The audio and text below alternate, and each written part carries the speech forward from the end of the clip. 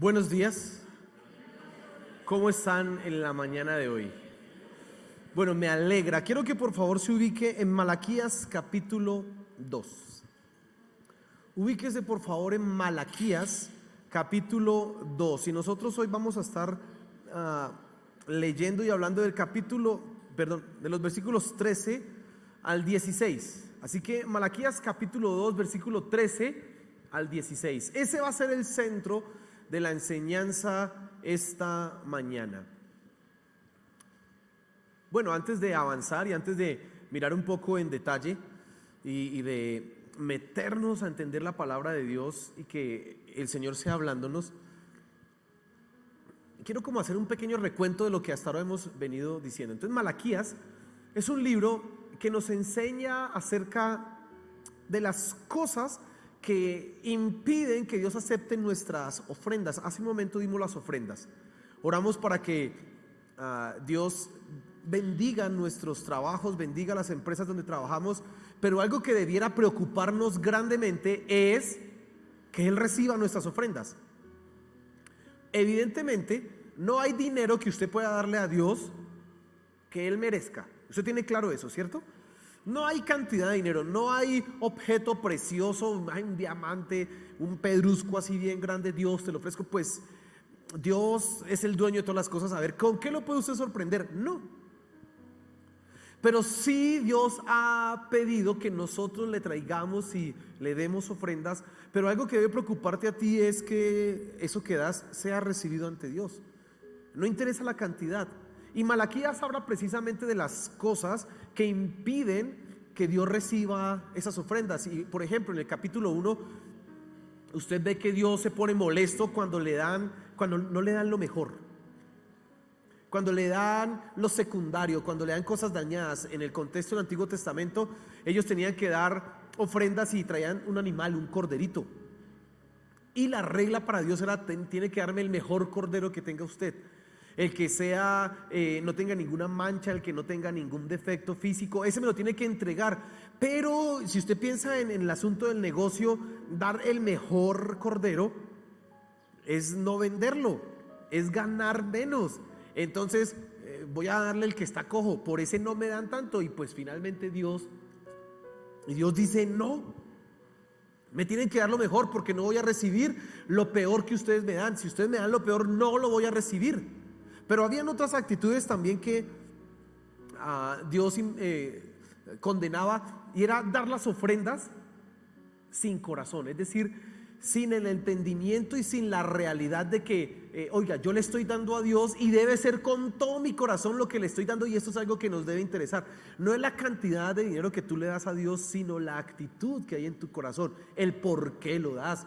Por eso le mencionaba ahorita cuando estábamos orando por las ofrendas, que nadie debe dar por compromiso o amargado o por triste o pues dar plata. Esta gente, alguien dice que en las iglesias les piden plata. No, realmente no. Si usted no estaba feliz en dar, tranquilo. Aquí nadie se la va a sacar del bolsillo, porque lo importante es que haya un buen corazón. Dios condena esas cosas, pero hay un factor adicional que tú y yo tenemos que tener en cuenta cuando hablamos de las ofrendas que damos y que deberán ser recibidas. Y quiero que hoy le prestemos atención a nuestra vida de esposos, porque Malaquías habla y tiene temas frente a eso. Y el título que he escogido es permanecer o permanece firme. Es una orden, es un mandato para todos aquellos que están casados, todos aquellos que están comprometidos en un matrimonio. Hoy vamos a hablar de eso, porque hoy vas a descubrir que si no estás haciendo las cosas bien, la ofrenda tampoco se va a recibir. Y es increíble que nuestro matrimonio, la manera en que lo llevemos, también sea un tropiezo para las ofrendas. Imagínense, el apóstol Pedro ya lo tenía claro. Le habla a los esposos: trátenlas a ellas como a un vaso frágil. Dice: para que sus oraciones no sean estorbadas, porque la vida de oración tiene una traba grande, y es como yo trato a mi esposa. Y bueno, eso también de alguna manera también tienen que entenderlo las esposas. La manera en que ellas tratan a su esposo también tiene que ver con su vida de oración. Aquí no es la cantidad de tiempo que tú pases orando. Yo paso 5 horas orando, 6 horas orando. No, tú puedes orar media hora, 25 minutos, y esa puede ser una oración súper buena si has estado haciendo las cosas como corresponde. Porque si no, por más tiempo que gastes, no va a servir. Las oraciones serán estorbadas. Fíjese algo tan interesante. Nosotros a veces pensamos que nuestras relaciones, ¿sí?, nuestra relación con Dios no tiene nada que ver con mi relación con las demás personas. Y hay gente que se acostumbra a esta manera, se vuelven religiosos, que se acostumbra a esta forma de pensar, y entonces ellos dicen: yo tengo una buena relación con Dios, yo oro todos los días, yo hago mi devocional todos los días, yo voy a la iglesia, yo participo de la cena. Pero en su hogar no hay unidad, no hay entendimiento, no hay comprensión, hay infidelidad, hay deslealtad. Eso es ser religioso, porque lo uno se refleja en lo otro. Y yo quiero llamar tu atención a que permanezcas firme, a que permanezcas firme en tu matrimonio, a que permanezcas firme en tu lealtad, a que permanezcas firme en tu compromiso. Así que quiero que oremos a Dios para que Él sea hablando esta mañana. Amén. Los que están solteros dirán: vine preciso el día del matrimonio, ¿y ahora qué hago yo aquí? Bueno, también para usted, porque algún día quizás se case, ¿no?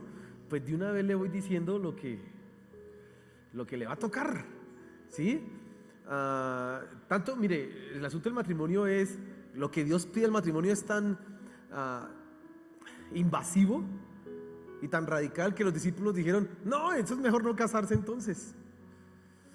Pues si usted puede, pues quedarse soltero para toda la vida sin fallar, bueno, pero como yo sé que la mayoría no, porque es un don de Dios quedarse soltero, es un don de Dios, tienes que aprender que debes permanecer firme. Así que oremos a Dios. Amén.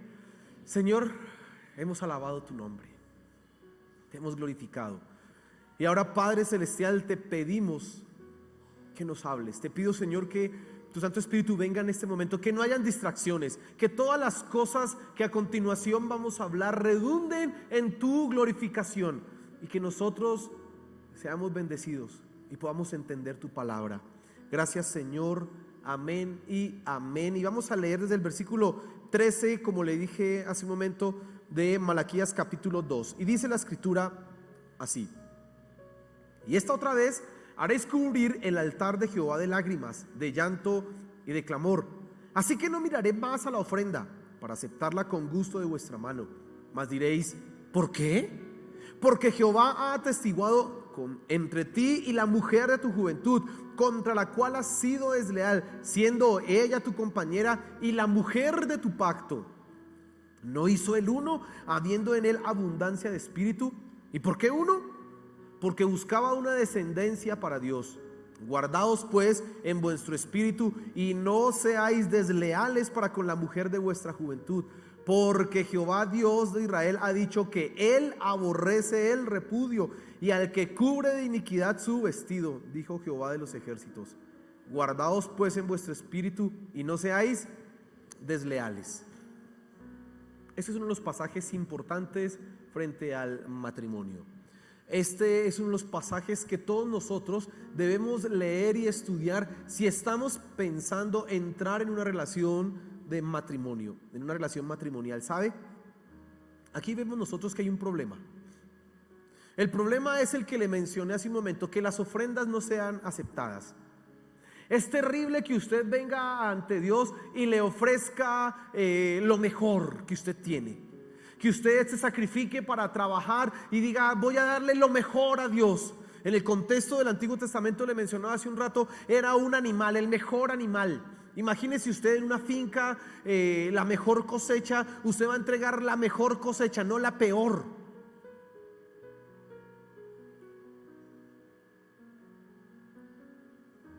Imagínese además que eso que usted va a entregar, que es lo mejor, que le ha significado a usted un sacrificio, ahora no es aceptable. Mire, pocas cosas nosotros podemos hacer para darle a Dios. Pocas cosas tú vas a poder darle a Dios. Pero en las que se nos exige, sería terrible que no se reciba lo que damos. Nuestra mentalidad nos lleva a entender, a pensar que lo que yo le doy a Dios me hace agradable ¿ante quién? Ante Dios. Y ciertamente sí, aunque bueno, nosotros entendemos que ahora en Cristo todo lo que podemos dar está en ¿quién? En nuestro Señor Jesús. Él es nuestra justicia, Él es nuestra paz. Por eso todo lo hemos obtenido por gracia. Aleluya. Pero sería terrible que lo que tú le puedes dar a Dios no sea recibido. Pues ese era el caso de esta gente. Mire, para los israelitas el asunto de las ofrendas era un asunto pero muy importante. Toda la ley tiene unas descripciones claras de las ofrendas que Dios requería, de los tiempos en que Dios estaba pidiendo esas ofrendas, de cómo debían dárselas. Están esas normas. Hay un versículo en Deuteronomio 16:16 que se repite también en Éxodo 23. Dice: ningún varón se presentará delante de mí con las manos vacías. Mire, para el israelita el asunto de ir a la presencia de Dios no era un asunto solamente de presentarse allá. Toca ir y toca llevar algo. No puedo llegar allá con las manos vacías. Dios dijo: ningún varón se presentará delante de mí con las manos que... Así que tenían que dar una ofrenda de paz, ofrenda de acción de gracias, bueno, la que fuera, y habían múltiples formas. Pero lo que Dios está diciendo, y lo que el profeta está diciendo esto es: muy bien, chévere que traigan sus ofrendas, pero cuando lleguen aquí no las voy a recibir. Y dice ahí el versículo 13: ustedes van a hacer cubrir el altar de Jehová de lágrimas, de llanto y de clamor. ¿Quiénes son los que están clamando ahí? Ahorita usted lo va a entender. Pero esto habla de un altar en donde no se está haciendo propiciación por los pecados, sino que en lugar de eso hay estorbos, hay llanto, lamento, clamor. Están clamándole a Dios por justicia. Y él dice: no voy a mirar más sus ofrendas, no lo voy a aceptar. No voy a tener en cuenta lo que ustedes traigan. No me interesa. Mire, si es así, si las ofrendas eran tan importantes para los israelitas, si Dios no iba a permitir que un varón se presentara ante él sin ofrenda, pues terrible era el caso que él no aceptara la ofrenda que usted le iba a dar. Ese es un problema tremendo. Ofrendas rechazadas. Tú sabes que nosotros no tenemos que ya matar animales. No tenemos que, pues esto no es una sociedad agraria, entonces pues imagínense aquí llegando con un bulto de papa, la mejor papa, un bulto de yuca, está la mejor yuca de mi tierra. No, ya no. Y lo que Dios pide de nosotros es diferente a esa clase de cosas. Te voy a leer unos versículos, por ejemplo Hebreos capítulo 13. El versículo 15 y 16 dice lo siguiente, dice: así que ofrezcamos siempre a Dios por medio de él sacrificio de alabanza, es decir, fruto de labios que confiesen su nombre. ¿Qué está pidiendo de nosotros? ¿Un sacrificio de qué? De alabanza, fruto de labios que confiese su nombre. ¿Sabe Dios qué pide de ti? Que tú levantes tu voz, cantes a él, que le alabes. Dios está pidiendo eso de ti, fruto de labios. Pero horrible que Dios no lo acepte. Estaría uno perdiendo el tiempo si venimos a cantar y levantamos nuestras manos y Dios no recibe eso. Y sigue diciendo el pasaje ahí en el versículo 16, dice: y de hacer bien y de la ayuda mutua no os olvidéis, porque de tales sacrificios se agrada a Dios. Así que aquí se nos mencionan dos o tres sacrificios básicamente. Uno, fruto de labios. Dos, hacer bien a otras personas, ayudarles. Las personas quieren agradar a Dios, y algunos que no quieren volverse cristianos empiezan e intentan hacer buenas acciones.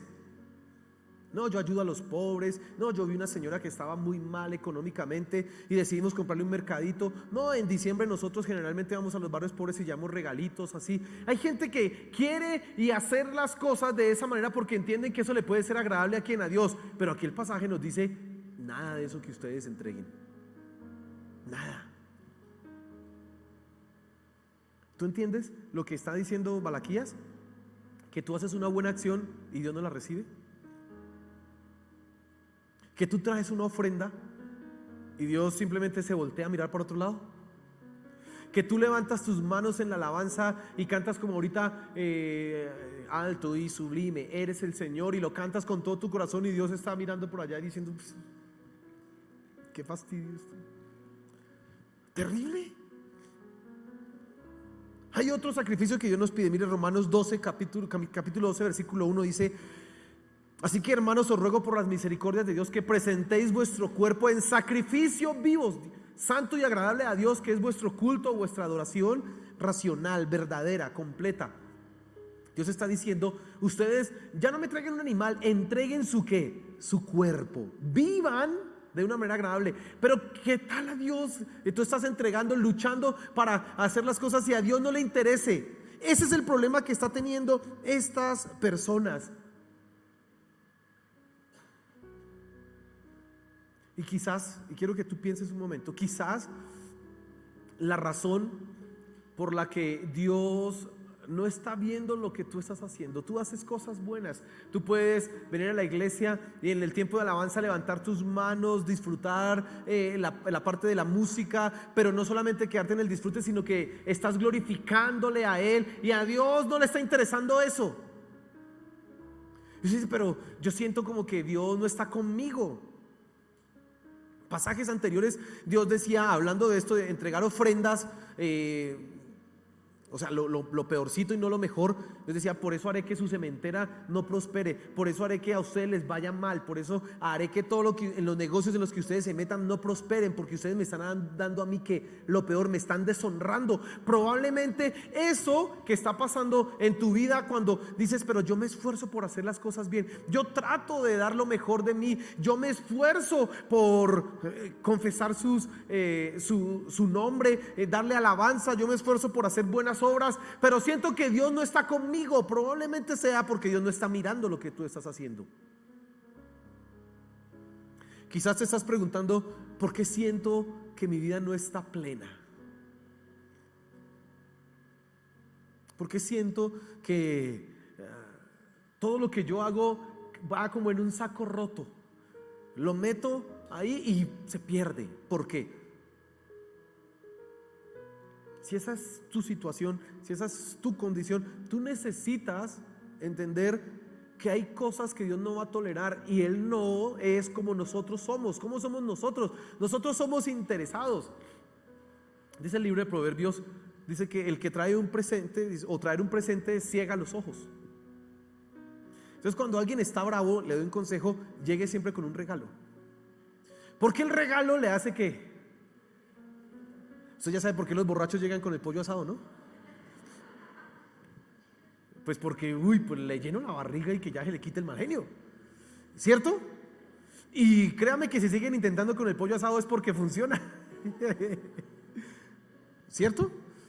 Usted y nosotros los seres humanos somos así. Nosotros vemos el regalo y se nos olvida lo demás, pero Dios no. Tú a Dios le puedes intentar ofrecer lo mejor, los mejores regalos, las mejores ofrendas. Dios, no te voy a dar el 10%, sino el 100%. Pero Dios va a seguir con lo que estás haciendo mal y no va a mirar tu ofrenda. Ahora, que hay otro gran problema. Es que, como le dije, ¿qué le da usted a Dios que lo sorprenda? O sea, ¿qué le da usted a Dios que Él realmente diga: no, por esto sí ya me quito el mal genio? Nada, usted no le puede dar a Él nada, absolutamente nada. Tanto que tuvo que venir su Hijo para satisfacer su justicia, porque nosotros nada podíamos ofrecerle. Nada. Y quiero que tú pienses: oye, yo puedo estar dando lo mejor y quizás Dios está mirando para otro lado. Y estoy dándole y esforzándome por hacer lo mejor de mí, y Dios está simplemente ignorando. ¿Por qué? Bueno, lo segundo que quiero que te fijes es las causas. Ya vimos el problema, ahora quiero que te fijes en las causas. Mira el versículo 14, dice: más diréis, ¿y por qué? Bueno, Dios, ¿por qué no miras nuestras ofrendas? Mira que son bonitas.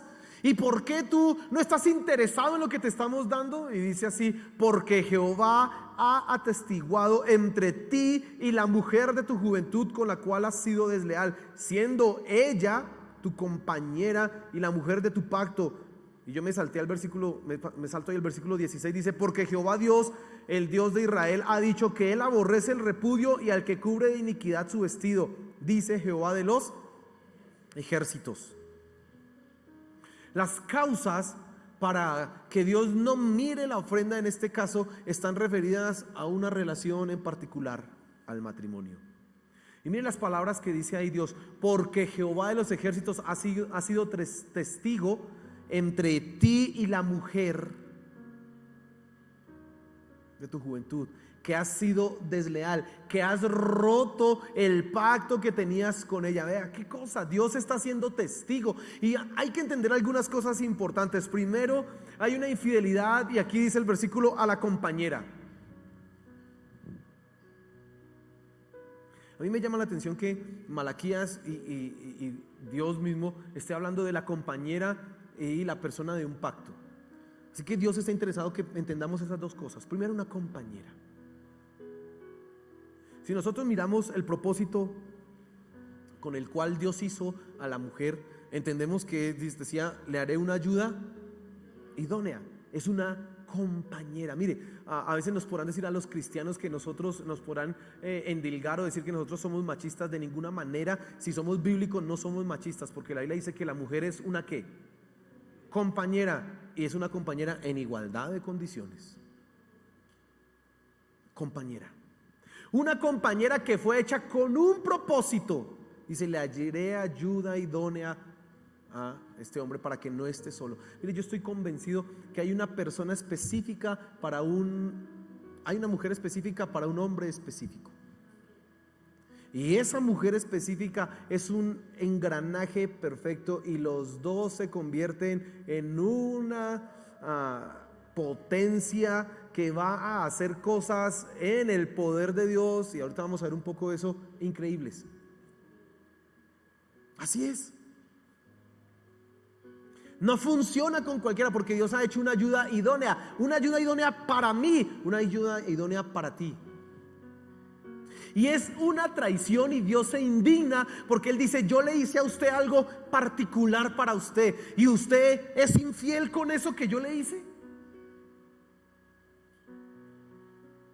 Con eso que yo creé para usted, usted es infiel. Y Dios dice: yo estoy siendo testigo porque usted está haciendo algo mal contra su compañera. Yo la hice para usted. Yo la hice para que los dos se fortalecieran, crecieran, se desarrollaran. ¿Y usted es infiel? Aquí está el pasaje está relatado o se dirige específicamente como a los hombres. Y ahorita le voy a decir por qué se dirige específicamente a los hombres, pero en nuestro contexto tenemos que entenderlo para hombre y para mujer, porque así como hay una ayuda idónea para mí, hay una ayuda idónea para la mujer. Ese es el compañero ideal.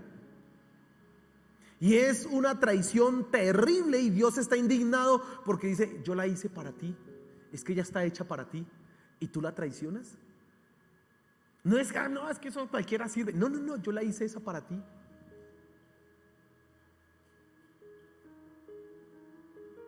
Dios está indignado con eso. Pero además Él está indignado por otra sencilla razón, porque dice al versículo acá: siendo ella tu compañera y la mujer de tu pacto. El matrimonio en la Biblia no se ve como un contrato, no se ve como un mero compromiso, se ve como un pacto. Yo quiero que tú entiendas un poco eso. No solo la mujer, o no solo el esposo es un compañero, no solamente es eso, sino que es un contrayente en un pacto. Cuando las personas se están casando, están haciendo un pacto, están comprometiéndose. ¿Ante quién primero? Ante Dios, y después ¿ante quiénes? Pues ante los que vemos. Por eso ellos hacen votos. Por eso la persona que está oficiando pregunta: ¿Acepta usted a esta mujer en la riqueza, en la pobreza, en la no sé qué, en la sí sé cuánto, hasta que la muerte los separe? Y no le prestamos nosotros mucha atención a esa palabra, hasta que la muerte los separe. Nos olvidamos de esa palabra. Y esa frasecita es tremendamente comprometedora, porque bajo eso usted no tiene ningún motivo para separarse. ¿Y sabe qué pasaba con estos de acá en esta época? Y ahora sí le voy a explicar por qué está referido específicamente a los hombres. Porque había algo que era la posibilidad de dar carta de divorcio. Y entonces los hombres decían: no, es que esta señora, esta vieja no sabe cocinar. Tome, suegra, tome su carta de divorcio, chao. Y se conseguía otra. No, es que esta no sabe planchar. Y entonces tome su carta de divorcio. No, es que esta salió como muy brava, yo la quería no tan brava. Carta de divorcio. Y entonces el que tenía sobre todo el derecho de hacer eso era ¿quién? El hombre, más que la mujer. Era el hombre el que podía dar esa carta de divorcio. Por eso se le está hablando. Pero es que un motivo válido para separarse nunca es que no sepa cocinar, o nunca es que no sepa planchar, o es que salió muy bravita. Eso no es ningún motivo válido para el divorcio. Y por eso Dios está diciendo aquí: ustedes han roto un pacto. Mire, si nosotros miramos Génesis en el capítulo 2, que es donde se habla específicamente de la creación de la mujer y del matrimonio, nosotros vemos la profundidad que tiene ese pacto. Dice: por tanto se unirá el hombre a su mujer y serán unas ¿qué? Una sola carne. Eso tú tienes que entenderlo no solo desde el punto de vista sexual, de la intimidad de la pareja, sino que también es una unión de mente, de espíritu, de corazón, en un solo y único propósito. Ellos son uno solo. Por eso dice: váyase de la casa, porque es que esos papás metidos o esas suegras metidas, no, eso es muy feo. Eso es él y ella, solitos, porque ahora son uno solo. Y esa unión no se puede romper de ninguna manera. Y Dios está atestiguando acá diciendo: ustedes han roto eso, ustedes han destruido. Mire, Mateo capítulo 19 nos dice algo muy importante de cómo Dios ve el matrimonio, para que tú lo puedas comprender. Dice: entonces vinieron a él los fariseos, estoy leyendo desde el versículo 3, tentándole y diciéndole: ¿es lícito al hombre repudiar a su mujer por cualquier causa? Ellos estaban acostumbrados a cualquier cosa. Esta gente se separaba y se divorciaba, eso era por cualquier cosa. Y el Señor Jesús dice: él respondiendo les dijo: ¿no habéis leído que el que los hizo al principio, varón y hembra los hizo? Y dijo: por esto el hombre dejará padre y madre y se unirá a su mujer, y los dos serán una sola carne. Así que no son ya más dos, sino una sola carne. Por tanto, lo que Dios juntó, no lo separa el hombre. El Señor Jesús agrega algo a Génesis: lo que Dios juntó, que no lo separe ¿quién? No lo puede separar lo que Dios juntó ni un abogado, pero tampoco la esposa y tampoco el esposo, porque lo que Dios juntó, que no lo separe. Es un pacto. Y las palabras tan comprometedoras: hasta que la muerte nos separe, están diciendo exactamente eso mismo. Hagamos un momento una pausa acá. Daniel, por favor.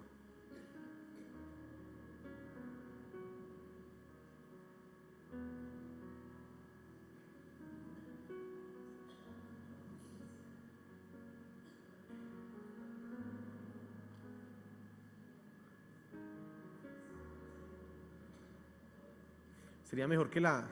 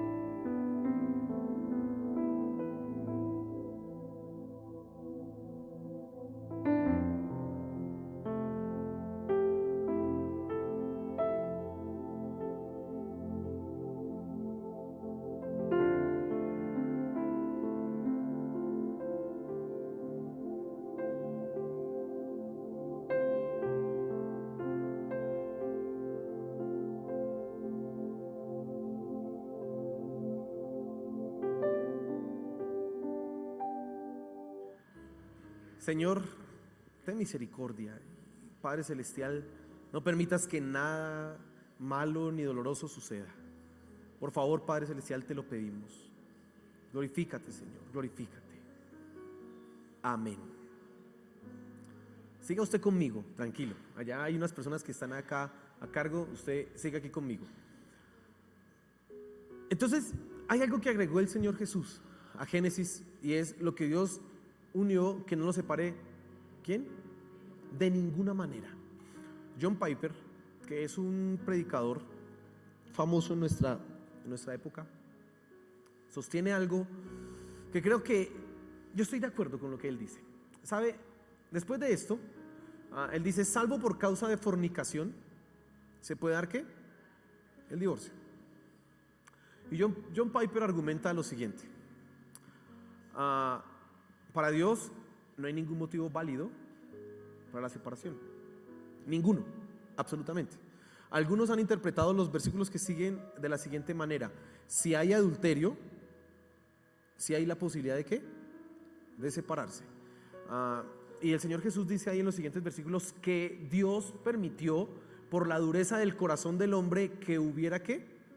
Divorcio. ¿En caso de qué? De fornicación. Solamente en ese caso se permitió que hubiera esa posibilidad. El argumento de John Piper es el siguiente: fornicación no es adulterio. Usted sabe que los judíos, ellos tenían un compromiso previo antes de casarse. El compromiso previo antes de casarse era el noviazgo, y ese noviazgo podía durar 1 año, 6 meses. Entonces usted recuerda la parábola en Mateo capítulo 25, la parábola de las 10 vírgenes. Ellas están esperando ¿a quién? ¿Que viene para qué? Para las bodas, pero no se han casado. Y entonces él dice, John Piper dice lo siguiente: el compromiso para el judío tenía la sanción también de la fornicación, y entonces en ese caso es que sí es posible el divorcio. Pero una vez que usted se casó, ya no. Ahora yo le voy a decir por qué estoy de acuerdo con esa interpretación. Es radical, ¿cierto? Es radical porque te lleva a ti a decir algo. O sea que si mi esposa me es infiel, ¿yo tengo que perdonarla? Sí. Y seguir adelante. Y entonces ahí sí ya no se pone tan chévere, porque uy, ¿cómo así? ¿Cierto? Ahí ya no es tan agradable. Ahí ya el pasaje ya no, espérese un momentico. Es mejor no perdonarla y chao. Siga su camino. Al fin y al cabo usted me fue infiel. O ellas. O usted, como todos, etcétera. Bueno. Pero le voy a decir por qué yo estoy de acuerdo con esa interpretación, y creo que nosotros debemos ver nuestros matrimonios bajo esa rigurosidad y bajo ese nivel de compromiso. En el matrimonio, Dios está siendo testigo de la unión entre un hombre y una mujer, y eso es lo que Él está condenando acá. Pero además el matrimonio tiene un propósito. Y el propósito del matrimonio no solamente es que los hombres y las mujeres seamos felices, sino sobre todo, y esto es muy importante, representar el amor de Dios a las demás personas. Escuche eso. Escuche lo que le estoy diciendo. El matrimonio representa no el amor de una mujer por un esposo, no la felicidad. El matrimonio en realidad representa el amor de Cristo por la iglesia. Vamos a Efesios capítulo 5, y eso sí quiero que lo lea conmigo. Efesios capítulo 5.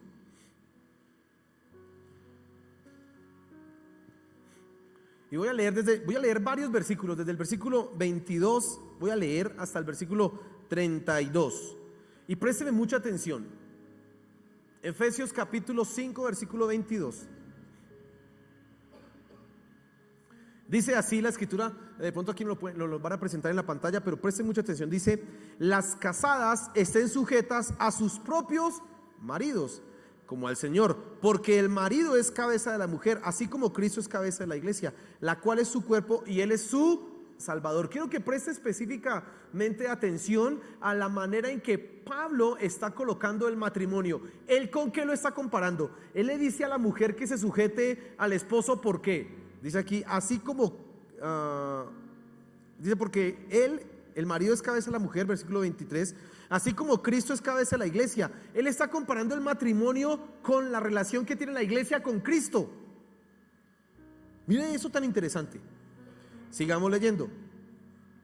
Versículo 24, así que como la iglesia está sujeta a Cristo, fíjese, así también las casadas los tengan a sus maridos en todo. Así que, y eso ya lo hemos hablado acá cuando estudiamos Efesios, si la esposa le cuesta mucho sujetarse a Cristo, tiene que pensar, a su esposo, tiene que pensar en la iglesia, ¿cómo se sujeta a quién? A Cristo. ¿Y usted cómo cree que la iglesia debe sujetarse a Cristo? Pues depende de lo que me diga. No, se supone que nosotros como iglesia le debemos obediencia absoluta ¿a quién? A Cristo, punto. Pero mire lo que sigue diciendo, versículo 25, maridos, amad a vuestras mujeres, y otra vez, así como Cristo amó ¿a quién? ¿Con qué está comparando Pablo el matrimonio? Con la relación de Cristo con la iglesia, el amor que Dios tiene por su pueblo. Sigo leyendo. Y se entregó a sí mismo por ella para santificarla, habiéndola purificado en el lavamiento del agua por la palabra, a fin de presentársela a sí mismo una iglesia gloriosa, que no tuviese mancha ni arruga ni cosa semejante, sino que fuese santa y sin mancha. Así también los maridos deben amar a sus mujeres como a sus mismos cuerpos. El que ama a su mujer a sí mismo se ama. Y miren lo que dice el versículo 29, porque nadie aborreció jamás a su propia carne, sino que la sustenta y la cuida, como también Cristo ¿a quién? Y yo creo que Pablo de alguna manera está teniendo en mente el divorcio. Nadie jamás aborrece su propia ¿qué? Carne. Por lo tanto, Cristo nunca va a aborrecer a su iglesia. Por lo tanto, el esposo nunca debe aborrecer ¿a quién? Si estoy siendo claro. Sigo leyendo.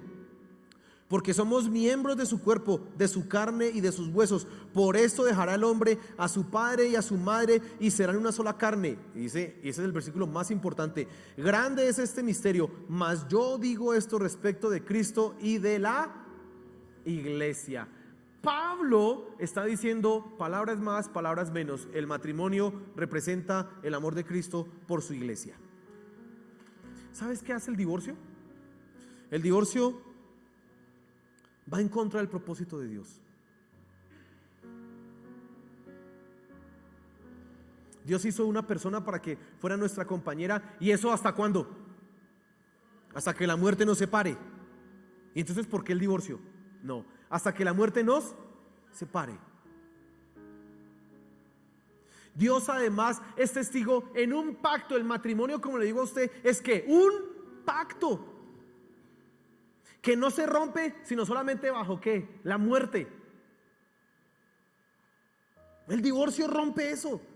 El divorcio da la oportunidad a las personas de pensar y de creer que pueden en algún momento salirse. Mire, ustedes escuchan las historias en Las Vegas, en Estados Unidos. Se casan borrachos, por allá se casan en una notaría hoy a las 7 de la noche y mañana se pueden divorciar porque es que la embarré. No, mire esa cosa. Estaba borracho y la embarré y me casé, pero ya me quiero separar. Y entonces los matrimonios hoy se están separando así, rápido, porque no han entendido lo que significa. Y para seguir con el argumento que vengo desarrollando, el divorcio lo que hace es que destruye la imagen de Dios en las personas que están a tu alrededor. Y específicamente, escucha esto, en tus hijos. Específica y directamente en tus hijos. Deslealtad y repudio, deslealtad, infidelidad y divorcio, eso rompe la imagen de Dios. Y vuelvo al punto que le estaba diciendo. ¿Quieres tú saber si hay posibilidad de divorciarse? Bueno, ¿Cristo se puede divorciar de su iglesia? Entonces tampoco hay posibilidad para nosotros. Porque si Cristo se puede divorciar, y como yo represento la imagen de Cristo, pues yo también podría ¿qué? Separarme, divorciarme. Este es un entendimiento radical del matrimonio. Por eso sí ve que a los solteros les estoy diciendo, vea, usted que dijo, ¿para qué voy? Vean lo que se va a meter, hermano. Antes dice, soldado advertido no muere. Mejor no se meta si no lo va a asumir de esa manera. Si usted ve que, ay, es que yo la veo tan linda, tan hermosa, ay, no, es que yo siento maripositas, pues es mejor que va entendiendo que eso un día se le va a acabar, y cuando se le acabe usted debe saber, yo seguiré casado, porque si no, no se meta en eso, porque hay algo más que hace el divorcio, el repudio, y que me llama mucho la atención en este pasaje. Mira lo que dice acá el versículo 16.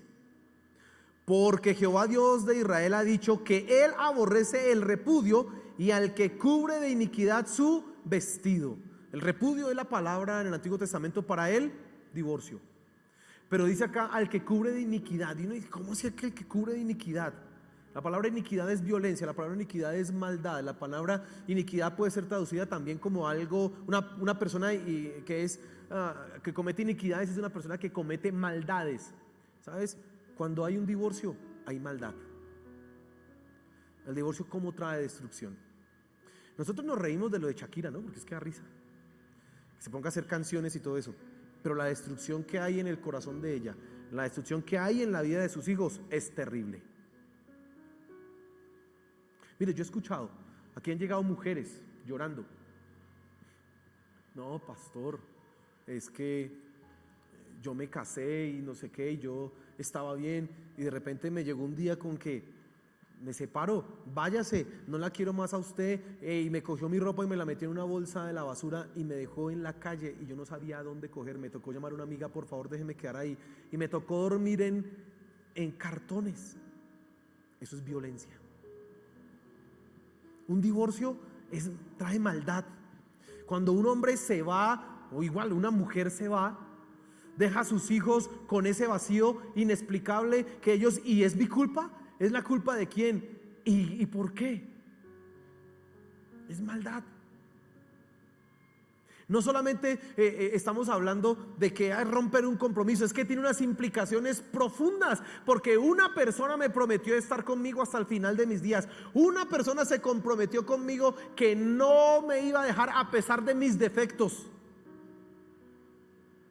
Porque, bueno, usted ya debe aterrizar a la realidad. Cuando somos novios somos hipócritas, nos vemos lindos y uno no se pone bravo. La boca nunca le huele maluco, pero cásese y verá, va a descubrir todos los olores. Cásese y se va a dar cuenta de las imperfecciones. Y una persona que se casa debe entender que yo la acepto a ella a pesar de, así como Cristo nos ama a nosotros con amor que no tendrá fin, a pesar de nuestras imperfecciones. Y dice, yo te he amado con amor eterno. Pero el divorcio destruye eso. El divorcio destruye la confianza que una persona pueda tener en sí misma. El divorcio rompe todas estas cosas y le está diciendo a esa mujer o incluso a ese hombre: usted no me sirve, hay mejores que usted. Usted pasa a un segundo plano. Mire, usted era bonita pero cuando tenía 25 años, ahorita que se puso vieja, no, ya no, hay unas más bonitas. Eso es maldad. La autoestima de una mujer es rota. Yo con mi esposa, que aconsejamos parejas, cuando una mujer pasa por infidelidad, su autoestima es la que es rota. Ella no está pensando, bueno, me fui infiel pero sigo siendo bonita. No, ella ahora se va a sentir horrible. Ella se va a sentir totalmente menospreciada. Ella va a sentir, ¿por qué mi esposo buscó a otra mujer? ¿Acaso yo no lo satisfago a él? Se va a sentir que no sirve en la vida íntima. Eso es violencia. Y Dios dice, yo aborrezco eso. Lo aborrezco. Tú tienes que entender, y esto es lo tercero que quiero decirte, tienes que entender dos cosas. ¿Por qué es tan importante el matrimonio? Tres cosas tienes que entender. Uno, porque el matrimonio refleja la imagen de Dios. En dos sentidos. Dice Génesis 1:26, Dios hizo al hombre, creó al hombre a su imagen y semejanza, dice, y varón y hembra los hizo. Así que el hombre y la mujer representan ¿a quién? Y cuando están casados tienen una representación todavía más gloriosa. Nosotros, los esposos, reflejamos el evangelio. ¿Sabes qué es el evangelio? El evangelio es ese amor incondicional que va hasta el final a dar todo por rescatar y decir: yo te voy a hacer lo que debes ser, yo te voy a perfeccionar, no importa si me has fallado, no importa lo que hayas hecho, yo voy a estar contigo hasta el fin para ver lo que un día serás. Ese es lo que Cristo ha hecho con nosotros, se ha comprometido totalmente. Mire, esto es, la simbología es tan tremenda. Dice: por tanto dejará el hombre a su padre y a su madre. ¿Qué hizo Cristo por amor a nosotros? Dejó a su padre. Recuerde Filipenses capítulo 2. Él se despojó a sí mismo, se hizo hombre, se humilló. Dios dejó a su padre y dice: y se unió a nosotros. ¿Y sabe qué es lo más glorioso? Que Cristo, y eso cuando yo leía esto yo quedaba sorprendido porque nunca lo había entendido. Cuando Cristo subió a los cielos, no volvió a la misma forma que antes tenía. Se quedó siendo hombre y Dios, porque ahora es uno. ¿Con quién? Con nosotros. ¿Tú lo entiendes? Eso es lo que representa el matrimonio, el evangelio. Tienes que entender eso. El matrimonio tiene unas implicaciones tan tremendas, pero hoy está siendo destruido. Hoy está siendo roto. Y no quiero que pensemos en las cosas externas, pensemos en nosotros mismos, que nosotros mismos somos los que dañamos y rompemos nuestros matrimonios. Cuando usted le es infiel a su esposa, escúchele lo que le estoy diciendo, hombre. Cuando usted mira a otra mujer y compara a esa mujer como más bonita que la que tiene en la casa, usted está siendo desleal. Y puede que esa mujer no vea, pero Dios sí te está viendo y está diciendo: soy testigo entre lo que tú eres y ella. Eso es lo que está diciendo Dios. Cada vez que usted cede a la pornografía, cada vez que usted cede a pensamientos eróticos, usted está siendo infiel y está rompiendo y trayendo violencia a su relación.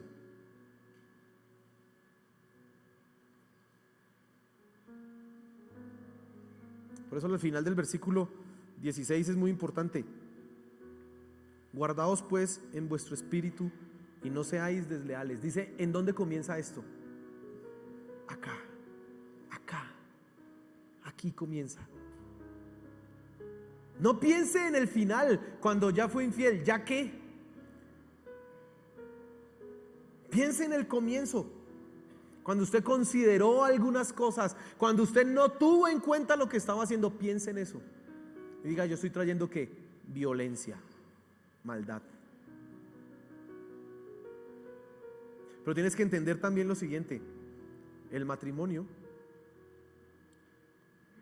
es el ambiente ideal para criar hijos, una descendencia para Dios. Dice el versículo 15: no hizo el uno habiendo en la abundancia de espíritu. ¿Y por qué uno? Porque buscaba una descendencia para Dios. Guardaos pues en vuestro espíritu y no seáis desleales con la mujer de vuestra juventud.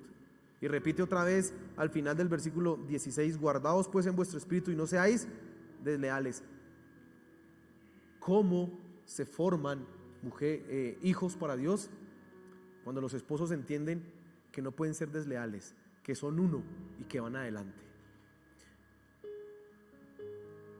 Quizás el fracaso en la vida espiritual de tus hijos no es solamente ellos, sino es en el continuo conflicto, continua amenaza de separación, continuas cosas que hay en tu matrimonio y que tus hijos son los primeros testigos. Son ellos los que están viendo. Dios nos hizo uno con nuestras esposas, con nuestra pareja, porque Él quería que nosotros tuviéramos una descendencia santa para Él. Eso es lo que Dios ha querido. Pero quizás tú, y vuelvo otra vez al comienzo del problema, quizás no estás viendo que Dios como que no bendice lo que haces. Dios como que no respalda lo que tú estás haciendo. Como que no hay, yo siento que doy las ofrendas, pero eso no, como que no. Yo trato de dar y no. Revisa cómo estás siendo fiel a tu matrimonio. a lo que te comprometiste ante Dios. Revisa cómo estás tú siendo fiel aunque nadie te vea. Porque no te puede ver ella, quizás no te ve, o él no te ve, pero lo que hay en tu mente y en tu corazón, Dios sí lo ve. Y quizás eso es lo que ha traído esa sequedad y ese frío en tu vida. Jóvenes, cuando ustedes se casen, mire, el matrimonio es de las cosas más bonitas que hay si lo llevas en la voluntad de Dios y si haces lo que dice la palabra de Dios. De lo contrario, vas a estar en una confrontación, en una lucha, en una rivalidad terrible. Que dirás, ¿yo por qué me casé? Ese pastor es como loco, ¿qué es lo que dice? Que esto es bueno, ¿y cómo así?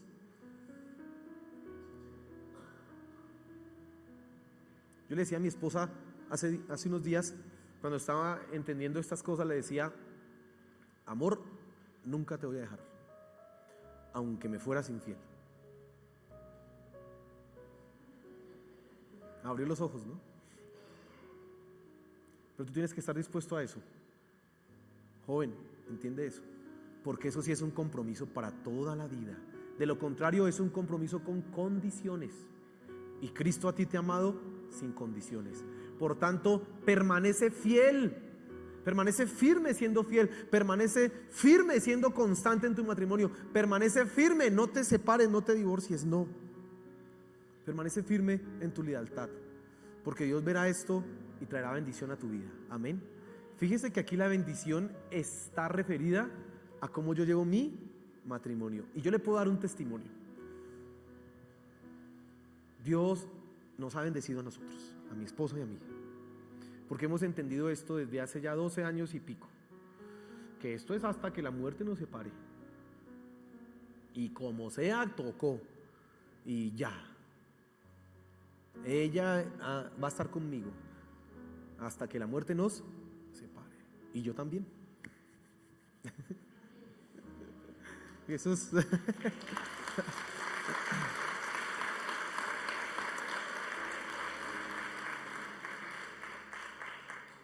Póngase en pie, por favor. Si tiene usted a su esposa ahí, agárrela y dígale: bueno, amor, hasta que la muerte. Si alguno aquí estaba que decía, y yo que estaba que la echaba, pastor, y usted ese mensaje que dio hoy preciso, pues no, menos mal que usted sigue la palabra de Dios, entonces va a seguir firme. Amén. Entonces, si está su pareja, cójala y dígale: no, amor, hasta que la muerte nos separe. Y si usted es todavía mucho más radical y entiende la palabra de Dios, así como yo lo entendí, usted le va a decir: aunque me fueras infiel, no te voy a dejar. Voy a perdonarte y no te lo voy a echar en cara y voy a seguir estando al lado tuyo. Yo le dije eso a mi esposa hace unos días, porque para mí el compromiso es como así. Entonces usted dirá: uy, pastor, vamos a orar para que Dios lo toque. Pero así es. Un compromiso hasta dónde, hasta que la muerte nos separe. Hasta allá. A eso nos ha puesto. Y ustedes los que están aquí solteros, que tienen novia, vea, escuche. Entonces ahorita diga: ay, Señor, ¿si me meto en esto? O mejor me haces eunuco. Piénselo realmente, porque uy, Señor, ¿cómo así? O sea que me toca aguantarme y me toca, ya después de que dije que sí acepto, ya no hay salida. No hay salida. Una vez que Cristo vino y decidió morir por nosotros, no hubo salida para Él. Así que tú tienes que entender eso, tampoco hay salida. Entonces usted que está ahí, que le está prometiendo el cielo, mi amor, te va a comprar una casa en el aire, y solamente para que usted que le está prometiendo eso, aterrice y diga: hey, bueno. Igual las señoritas deben pensar eso mismo. ¿Yo en qué estoy? ¿En qué me voy a meter? Porque eso no es así como así. Porque lo que hacemos cuando no entendemos el matrimonio y lo rompemos es romper la imagen de Dios. Y eso trae violencia. Pero también hay alguna esperanza. Si tú has sido infiel, si tú te has divorciado y sabes: uy, sí, yo he traído violencia, pide perdón. Quizás no se puedan restaurar las cosas, quizás sí. Pero si ese es tu caso, pide perdón. Arréglalo. Arrepiéntete y di: no, yo hice mal. Esto no es así. Pide perdón. y trata en la medida de lo posible de sanar el corazón de esa persona que destruiste, que dañaste. Pídele perdón a esos hijos. Mire, yo les estoy dañándoles a ustedes. Pídales perdón. Y créame que Dios va a estar con nosotros y va a bendecirnos. Amén. Señor, gracias por tu palabra. Gracias porque a cada momento vemos tu amor. A cada momento entendemos esa gracia tan incomprensible para nosotros, que aún en medio de nuestras fallas, tú sigues siendo fiel. Gracias, Señor. Gracias. Pero ahora míranos. Míranos en nuestra debilidad, míranos en nuestra fragilidad. Que estamos dispuestos a huir de nuestros compromisos, que estamos dispuestos a dejar que nuestros ojos se vayan para otros lados, que aún están dispuestos, Señor de los cielos, a cambiar y a dejar a nuestras esposas. Te pido que nos perdones, Señor. Yo pido que tú perdones a aquellos hombres y a aquellas mujeres que han roto su compromiso. Perdona, ten misericordia, Señor, y perdona. Y te pido que tú traigas restauración, que tú traigas sanidad en los corazones. No queremos pisotear, Señor, aquello que tú has dado como un privilegio, el matrimonio. Sí, Señor, te pido que traigas perdón, restauración. Y ayúdanos, Señor, a permanecer firmes, a seguir firmes en nuestra fidelidad, firmes en nuestra lealtad y firmes en nuestro compromiso, Señor. Vamos contigo de la mano a cumplir aquello que prometimos ante ti, Señor. Ayúdanos a permanecer firmes, Padre Celestial. Gracias, mi Señor Jesús. Amén. Ahora sí puede besar a la novia.